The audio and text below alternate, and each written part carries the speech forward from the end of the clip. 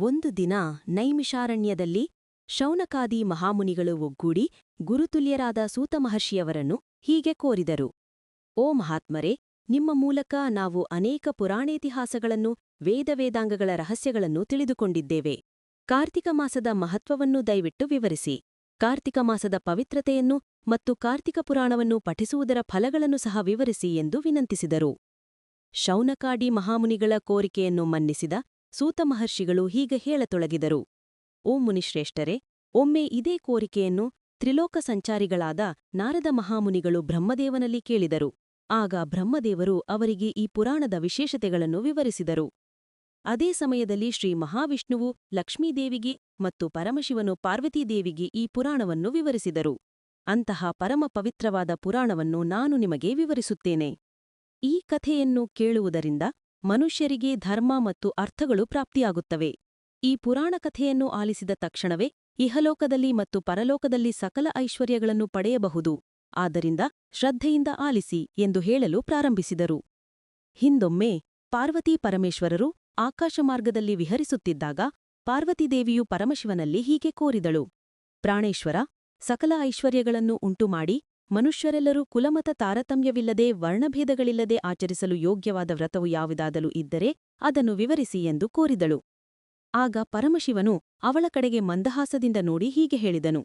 ದೇವಿ, ನೀನು ಕೇಳಿದಂತಹ ಒಂದು ವ್ರತವಿದೆ. ಅದು ಸ್ಕಂದಪುರಾಣದಲ್ಲಿ ಉಪಪುರಾಣವಾಗಿ ವಿರಾಜಮಾನವಾಗಿದೆ. ಅದನ್ನು ವಸಿಷ್ಠ ಮಹಾಮುನಿಗಳು ಮಿಥಿಲಾಪುರಿಯ ಅಧೀಶ್ವರನಾದ ಜನಕ ಮಹಾರಾಜನಿಗೆ ವಿವರಿಸಿದ್ದಾರೆ. ಅತ್ತ ಮಿಥಿಲಾನಗರದ ಕಡೆಗೆ ನೋಡು ಎಂದು ಆ ದಿಕ್ಕಿಗೆ ತೋರಿಸಿದರು. ಮಿಥಿಲಾನಗರದಲ್ಲಿ ವಸಿಷ್ಠರ ಆಗಮನಕ್ಕೆ ಜನಕ ಮಹಾರಾಜನು ಸಂತೋಷ ವ್ಯಕ್ತಪಡಿಸಿ ಅರ್ಘ್ಯಪಾದ್ಯಗಳಿಂದ ಸತ್ಕರಿಸಿದರು.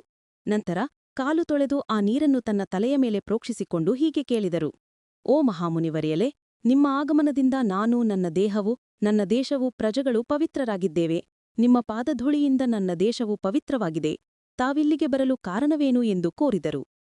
ವಸಿಷ್ಠ ಮಹಾಮುನಿಗಳು ಹೀಗೆ ಹೇಳಿದರು. ಜನಕ ಮಹಾರಾಜನೇ, ನಾನೊಂದು ಮಹಾಯಜ್ಞವನ್ನು ಮಾಡಲು ನಿರ್ಧರಿಸಿದ್ದೇನೆ. ಅದಕ್ಕೆ ಬೇಕಾದ ಧನ ಮತ್ತು ಸೈನ್ಯದ ಸಹಾಯವನ್ನು ಕೋರಲು ನಿಮ್ಮ ಬಳಿ ಬಂದಿದ್ದೇನೆ ಎಂದು ತಾವು ಬಂದ ಕಾರಣವನ್ನು ವಿವರಿಸಿದರು. ಇದಕ್ಕೆ ಜನಕನು, ಮುನಿಶ್ರೇಷ್ಠರೇ, ಹಾಗೆಯೇ ಕೊಡುತ್ತೇನೆ, ದಯವಿಟ್ಟು ಸ್ವೀಕರಿಸಿ. ಆದರೆ ಬಹಳ ಕಾಲದಿಂದ ನನಗೊಂದು ಸಂದೇಹವಿದೆ. ನಿಮ್ಮಂತಹ ದೈವಜ್ಞರನ್ನು ಕೇಳಿ ಸಂಶಯವನ್ನು ನಿವಾರಿಸಿಕೊಳ್ಳಬೇಕೆಂದು ಕೊಂಡಿದ್ದೆ. ನನ್ನ ಅದೃಷ್ಟಕ್ಕೆ ಈ ಅವಕಾಶ ದೊರಕಿದೆ. ವರ್ಷದ ಎಲ್ಲಾ ಮಾಸಗಳಲ್ಲಿ ಕಾರ್ತಿಕ ಮಾಸವೇ ಏಕೆ ಪರಮಪವಿತ್ರವಾದದ್ದು? ಈ ತಿಂಗಳ ಶ್ರೇಷ್ಠತೆಯೇನು? ಕಾರ್ತಿಕ ಮಹತ್ವವನ್ನು ನನಗೆ ವಿವರಿಸುವಿರಾ ಎಂದು ಪ್ರಾರ್ಥಿಸಿದರು.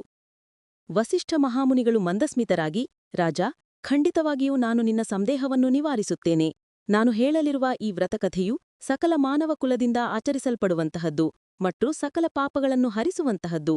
ಈ ಕಾರ್ತಿಕ ಮಾಸವು ಹರಿಹರ ಸ್ವರೂಪವಾಗಿದೆ. ಈ ತಿಂಗಳಲ್ಲಿ ಆಚರಿಸುವ ವ್ರತದ ಫಲವನ್ನು ಇಷ್ಟೇ ಎಂದು ಹೇಳಲು ಸಾಧ್ಯವಿಲ್ಲ. ಕೇಳುವುದಕ್ಕೂ ಕೂಡ ಇದು ಆನಂದದಾಯಕವಾಗಿದೆ. ಅಷ್ಟೇ ಅಲ್ಲದೆ ಈ ಕಾರ್ತಿಕ ಮಾಸದ ಕಥೆಯನ್ನು ಕೇಳಿದವರು ಸಹ ನರಕದ ಬಾಧೆಗಳಿಲ್ಲದೆ ಈ ಲೋಕದಲ್ಲಿ ಮತ್ತು ಪರಲೋಕದಲ್ಲಿ ಸುಖವಾಗಿರುತ್ತಾರೆ. ಓ ಜನಕ ಮಹಾರಾಜನೇ, ಯಾರಾದರೂ ಯಾವುದೇ ವಯಸ್ಸಿನವರಾದರೂ ಬಡವ ಶ್ರೀಮಂತ ಎಂಬ ಭೇದ ತಾರತಮ್ಯವಿಲ್ಲದೆ ಕಾರ್ತಿಕ ಮಾಸದ ವ್ರತವನ್ನು ಆಚರಿಸಬಹುದು. ಸೂರ್ಯ ಭಗವಾನನು ತುಲಾರಾಶಿಯಲ್ಲಿದ್ದಾಗ ನಸುಕಿನ ಜಾವದಲ್ಲಿ ಎದ್ದು ನಿತ್ಯ ಕರ್ಮಗಳನ್ನು ಮುಗಿಸಿ ಸ್ನಾನ ಮಾಡಿ ದಾನಧರ್ಮಗಳು ಮತ್ತು ದೇವತಾಪೂಜೆಗಳನ್ನು ಮಾಡಿದರೆ ಅದರ ಫಲವಾಗಿ ಅನನ್ಯವಾದ ಪುಣ್ಯಫಲವನ್ನು ಪಡೆಯಬಹುದು. ಆರ್ತಿಕ ಮಾಸದ ಪ್ರಾರಂಭದಿಂದ ಹೀಗೆ ಮಾಡುತ್ತಾ ವಿಷ್ಣು ಸಹಸ್ರನಾಮ ಅರ್ಚನೆ ಮತ್ತು ಶಿವಲಿಂಗ ಅರ್ಚನೆಯನ್ನು ಆಚರಿಸುತ್ತಾ ಇರಬೇಕು. ಮೊದಲು ಕಾರ್ತಿಕ ಮಾಸದ ಅಧಿದೇವತೆಯಾದ ದಾಮೋದರನಿಗೆ ನಮಸ್ಕಾರ ಮಾಡಬೇಕು.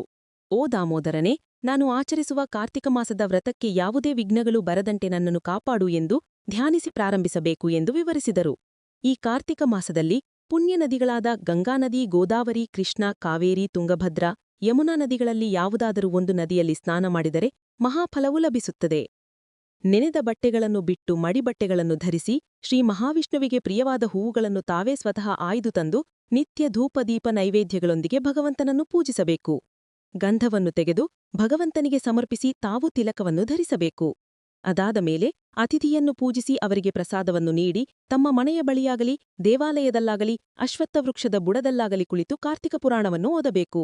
ಆ ಸಾಯಂಕಾಲದ ವೇಳೆ ಸಂಧ್ಯಾವಂದನೆ ಮಾಡಿ ಶಿವಾಲಯದಲ್ಲಾಗಲಿ ವಿಷ್ಣು ದೇವಾಲಯದಲ್ಲಾಗಲಿ ತುಳಸಿ ಕಟ್ಟೆಯ ಬಳಿಯಾಗಲಿ ದೀಪಾರಾಧನೆ ಮಾಡಿ ಶಕ್ತಿಗೆ ಅನುಗುಣವಾಗಿ ನೈವೇದ್ಯವನ್ನು ತಯಾರಿಸಿ ಸ್ವಾಮಿಗೆ ನಿವೇದಿಸಬೇಕು.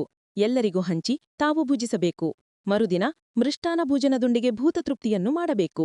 ಈ ರೀತಿಯಾಗಿ ವ್ರತವನ್ನು ಆಚರಿಸಿದ ಸ್ತ್ರೀಯರು ಮತ್ತು ಪುರುಷರು ಹಿಂದಿನ ಜನ್ಮದಲ್ಲಿ ಮಾಡಿದ ಪಾಪಗಳು ಮತ್ತು ಪ್ರಸ್ತುತ ಜನ್ಮದಲ್ಲಿ ಮಾಡಿದ ಪಾಪಗಳನ್ನು ತೊಡೆದುಹಾಕಿ ಮೋಕ್ಷವನ್ನು ಪಡೆಯುತ್ತಾರೆ. ಈ ವ್ರತವನ್ನು ಆಚರಿಸಲು ಅವಕಾಶವಿಲ್ಲದವರು, ಸಾಧ್ಯವಾಗದವರು ವ್ರತವನ್ನು ನೋಡಿದರೂ, ವ್ರತ ಮಾಡಿದವರಿಗೆ ನಮಸ್ಕಾರ ಮಾಡಿದರೂ ಸಹ ಅವರಿಗೆ ಸಮಾನವಾದ ಫಲವು ಲಭಿಸುತ್ತದೆ. ಇದು ಸ್ಕಂದಪುರಾಣದಲ್ಲಿ ವಸಿಷ್ಠ ಮಹಾಮುನಿಗಳು ಹೇಳಿದ ಕಾರ್ತಿಕ ಮಹಾತ್ಮ್ಯಂನ ಮೊದಲನೇ ಅಧ್ಯಾಯವು ಸಮಾಪ್ತವಾಯಿತು. ಮೊದಲ ದಿನದ ಪಾರಾಯಣವೂ ಸಮಾಪ್ತ. ನಮಃ ಶಿವಾಯ ನಮಃ ಶಿವಾಯ ಓಂ ನಮಃ ಶಿವಾಯ ನಮಃ ಶಿವಾಯ ನಮಃ ಶಿವಾಯ ಓಂ ನಮಃ ಶಿವಾಯ.